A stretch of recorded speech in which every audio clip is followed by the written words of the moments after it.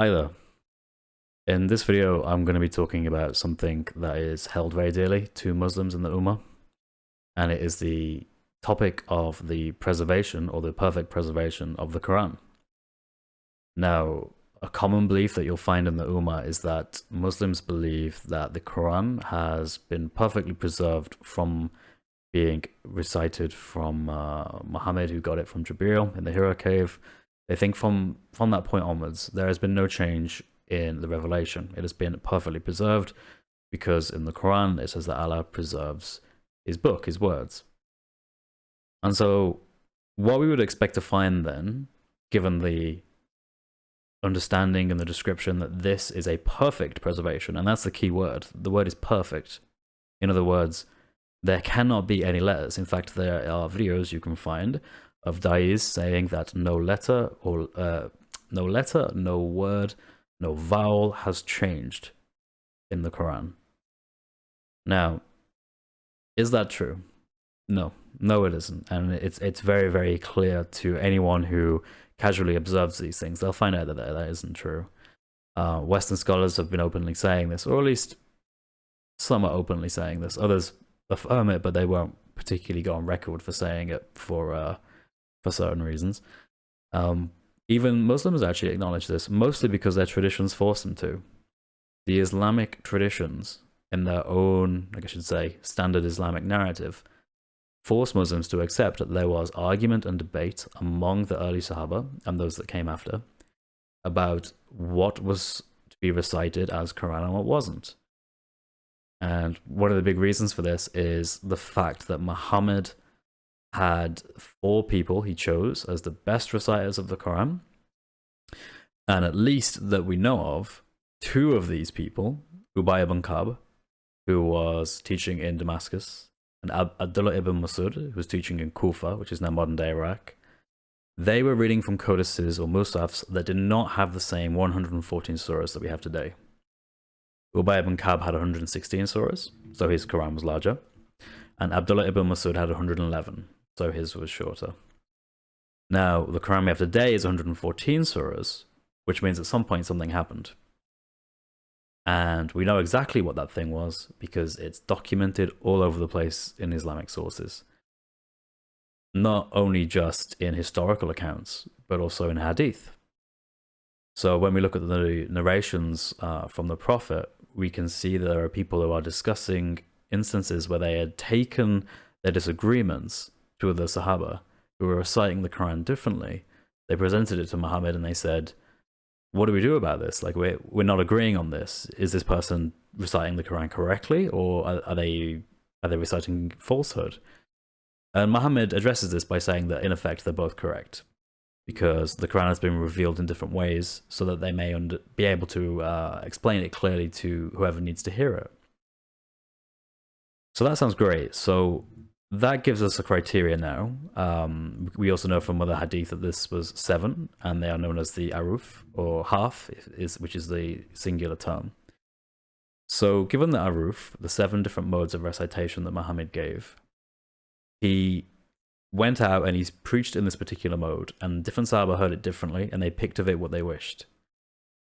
Now, Muhammad died in 632, and then after Muhammad died, there was a panic that the people who had memorized the Quran had died in substantial numbers in the Battle of Yamama.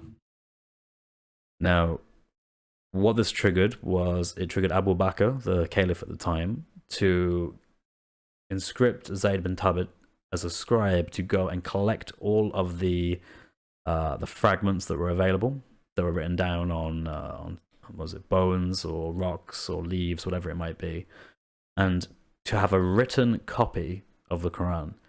Now, this tells us something. It tells us that the Quran was in danger of being lost, and in fact there is hadith to that effect that illustrates that yes, it was in danger of being lost. And this is very shortly, we're talking about a matter of 2 years. 2 years after the Prophet died, we're already in a position where parts of the Quran are in danger of being lost. So it's evident that they have to record it. Now, it's also worth illustrating that when Zayd bin Thabit is being told to do this, he actually he says this is going to be incredibly difficult. In fact, he says, I think he makes a comparison between moving a mountain and doing this. saying that, yeah, this isn't going to be an easy task. And one of the reasons why was because there weren't people around who had memorized the whole Quran that he could simply put into a room and get them to recite it. It wasn't as simple as that. If it was, it wouldn't have been such a big deal. They simply get the Sahaba, get the ones who have memorized the Quran, get them in a room, get them to sit down and go through it. But they didn't do that. He couldn't do that. And the reason why is because the Quran had been memorized in fragments. There were some people who knew some parts of it, some people who knew other parts of it. So you have a very diverse and, I guess you could say, widespread understanding of what the revelation was. It wasn't centralized, it wasn't in one specific body of people, but rather it was spread out. That complicated things. What made it even more complicated was the fact that as the years go on, after this copy is made, it's not distributed to anyone that we know of, but rather it's kept under Hafsa's pillow. But it's kept there for about 20 years. And at this point, Uthman is caliph, and then Uthman decides, after hearing an account, there is hadith that we have where it's illustrated that there are beginning to be arguments among the early Sahaba about what is Quran and what isn't Quran, because they are reciting it differently. Now, this is interesting, because remember, reciting it differently shouldn't actually be a problem, because there are, of course, hadith that tell us that Muhammad told us to do it that way. That there are these 7 different modes, the aruf, there are different ways that you can recite, and that was a way of making sure that it can be easily understood. Well, if this is the case, we don't quite understand why what happened next happened. Uthman decided, upon hearing there were different recitations of the Quran further north, in places like Kufa, Damascus, for example, that he would collate all of the different readings, the different codices, including the codices of Ubay ibn Ka'b and Abdullah ibn Masud, and he would go through them and he would make one single copy in the Qurayshi dialect. So now, this is something interesting, because this is a contradiction of what Muhammad taught. Muhammad didn't say there is only one mode of recitation. He said there were 7. But if there's 7 modes, why did Uthman decide to burn them? Which is what he did. He burnt those he didn't include. Everything that wasn't in that one Qurayshi dialect, that got burnt. It got destroyed. And we don't have that. We don't have those resources to evaluate. In fact, scholars don't know exactly what Uthman changed, because we don't have any alternative resources to evaluate to know what he took and what he didn't. Instead, what we have are the accounts from the Muslims who were saying that there were still people who were using certain readings from those 4 reciters that Muhammad had said to learn the Quran from.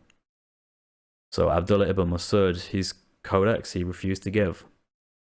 He did not give his codex to Uthman, and he paid the price for doing that. But eventually, after all was said and done, and for the sake of unity, he went along with the new Uthman codex. And from that on, really, it should have been a case that everyone switched to using it. The Uthman codex went to Kufa, to Damascus, to Medina, to Mecca, and to Basra. But there's a problem. People still use Ibn Masud's codex, because Ibn Masud was instructed by Muhammad to recite the Quran, and Muhammad instructed those around him to learn from these people, and that would include Abdullah ibn Masud.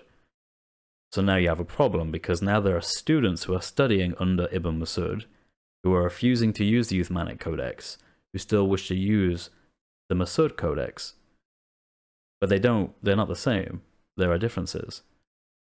So if there are these differences, how do we reconcile them? Well, there were many attempts to try and stamp out Ibn Masud's codex, but these different variations made themselves into the Qira'at. So now there is Qira'at, which is particular readings that have their own narrations that are being used, and you can find elements of Ibn Masud's codex in these Qira'at. The Qira'at, although today one of them, the Hafs Qira'at, who gets it from his teacher Asim. This is read by 95% of Muslims today. But there are still 5% that don't use it. And another question is, well, who was correct? Was Abdullah ibn Masud correct? Did he have the correct recitation of the Quran because he heard it directly from Muhammad? Or was Uthman correct, who used other sources? Well, that's a claim that we need to investigate and look into. But what it does show, without any question or any doubt, is that there is no way in any kind of context you can argue for perfect preservation. Preservation that's perfect does not have arguments among those who have an equal claim to knowing what Muhammad taught and not being able to reconcile those issues. That's not perfect. And for that reason and that reason alone, pretty much, perfect preservation is a lie.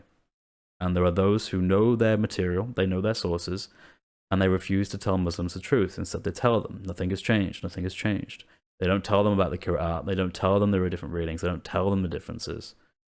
Instead, I mean, going through the Qur'an alone, there are tons of differences that do change the meanings in the text. And that's a big difference, that's a big issue. But unfortunately, Muslims are not told the truth. So if you're hearing this for the first time, I encourage you to investigate it, to look into this. Evaluate it for yourself. I'll provide links in the description box below.